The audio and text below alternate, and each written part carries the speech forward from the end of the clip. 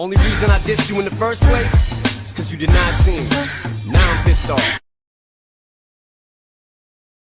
Whatever you prefer to do, and that goes for Nick too, faggot. You think I'm scared of you? You're gonna ruin my career, you better get one. Like I'ma sit and fight with you over some slut bitch cunt that made me put up with a psycho ass over 6 months and only spread her legs to let me hit once.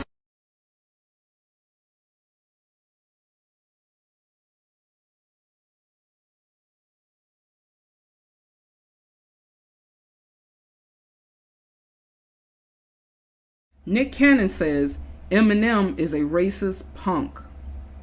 With Eminem seemingly more attached to Mariah Carey than her own bra strap, I can't be mad at Nick Cannon for defending his wife.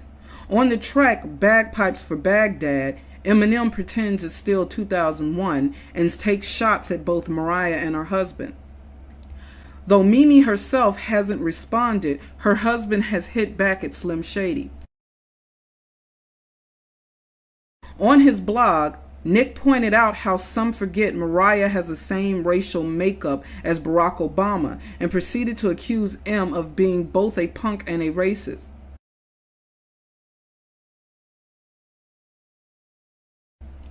Calling my wife a cunt and a whore is way worse than anything Don Imus could have ever said. So trust, repercussions will be served. Anybody got Al Sharpton's number? LOL. Let's not forget about Eminem's amateur mixtape rants of calling African Americans niggers and how he hates black bitches. How did we let him get away with that in the first place? He is a natural-born racist in disguise. Someone tell this coward that he finally barked up the wrong tree. For his entire career, he strategically only tried to beef with people he could bully. I mean, what real man picks fights with women? Real MCs battle other real MCs. Ask Nas, ask Jay-Z. You didn't see them starting beefs with women. That is truly some punk shit. My thing is, we know what Nick has been up to, and Mariah moved on a long time ago. So why hasn't Eminem?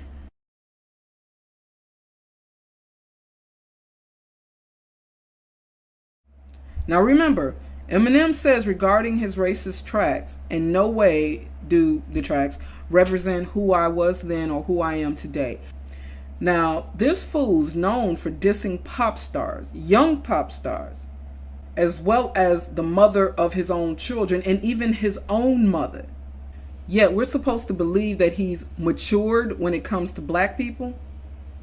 He was an asshole in 1993, and he was an asshole when he entered the scene in the millennium, and he is more than likely still an asshole today. Dude's nearly 40, still starting shit with pop stars and young artists. But he's matured? Now, he's got people calling brother Nick Cannon all kinds of bitches and shit simply for defending his woman, unlike his true bitch ass who whines about murdering his baby's mother. And he has kids straight disrespecting a balladeer, Mariah Carey, who's been out much longer than he, like she's Britney Spears or just another talentless bimbo in the industry. How are we even allowing that shit?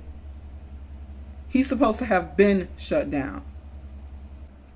Now, it makes me wonder if the only reason blacks allowed him to get away with what he said in Foolish Pride was the fact that he was talking about black women, who many, even in our own community, don't seem to really care about much today. And they probably agree with his lyrics on black chicks being gold diggers and bitches. And I've noticed that this is the song that they will allow to be exposed to the public. Because even if a bad relationship with a black girl was the inspiration for his racist lyrics in Foolish Pride, in a third song discovered by The Source, Eminem calls black people, not just black females, moon crickets, spear chuckers, and porch monkeys. But they will not allow for that to be exposed.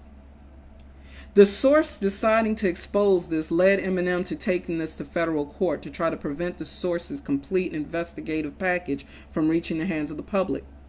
As the independent voice of hip-hop at that time, the Source persevered and a federal judge agreed, ruling that it is the Source's right to publish the materials, including excerpts of several racist tracks recorded by Eminem in 1993. Eminem sued The Source for defamation and copyright infringement. The federal courts allowed an injunction to distribute a minimal amount of lyrics of the alleged tape. The source ignored the injunction and went forth to publish the entire lyrics on its website and in its magazine. By ignoring the injunction, the source was found in contempt of court and were forced to pay Eminem and his label Shady Records a considerable sum in compensation. In 2005, lawyers for Eminem were preparing for trial over copyright infringement, but abruptly withdrew, stating that the rapper's issue with the source was done and there's nothing from the magazine. Mays and Benzino both countered the withdrawal of the lawsuit, calling it a cowardly move. Whatever the motives behind Benzino's revelation, the rap community promptly began to debate whether Eminem's youthful rhymes reflected his true personality. The tapes of the racist rap songs are often discussed, but rarely do we go into details with the facts. Let's not forget that this fiasco was so big that it culminated in the destruction of hip-hop's most popular magazine and numerous court cases and lawsuits brought on by lawyers for Interscope.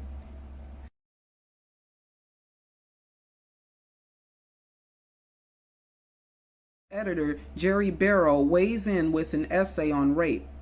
Hip-hop players from Irv Gotti to Suge Knight to Crazy Legs speak their mind on the controversy, and Benzino asserts that the source is the last line of defense against the forces that will destroy hip-hop.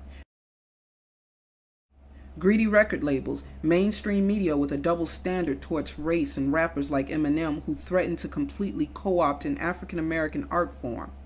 Benzino's statements are backed up in The Making of a Hip-Hop Monopoly, which outlines exactly how, with a detailed diagram, corporate control of radio, retail, distribution, and a concentration of major recording artists under one record label, Interscope.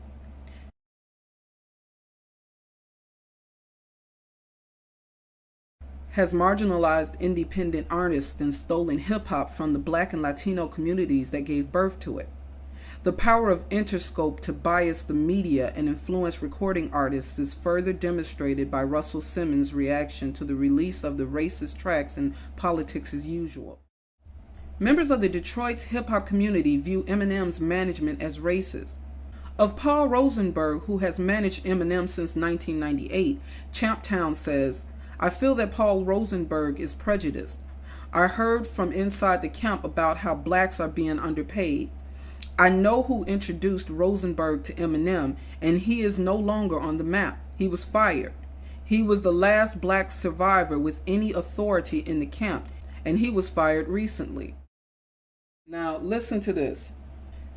50 Cent thinks no black artist is ever gonna sell like Eminem. 50 may have had second thoughts on his tweet, but deep down, we know he meant what he said. Check out this excerpt from XXL magazine where 50 compares Eminem to a certain somebody. "Eminem is Elvis Presley. I'm just James Brown, just the hardest working man in show business. He's a whole other animal. He's like the Air Jordan to basketball. You got a lot of great players, but their brands haven't grown to the point where Air Jordan's brand is growing.